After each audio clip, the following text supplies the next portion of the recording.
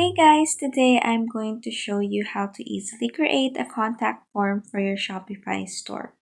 Let's get started. First, log into your Shopify account, then on the left panel, click on Online Store, then Pages, and then click on Add Page right here on the center. Next, label this page with, for example, Contact Form.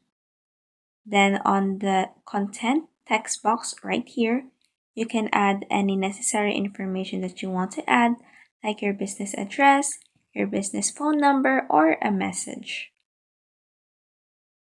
Next, on this template section, click on the arrows icon, then select Contact.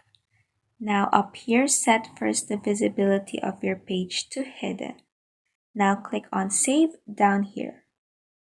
And then lastly, let's go back to Pages right here, and then click on this checkbox right here to set the page's visibility to visible.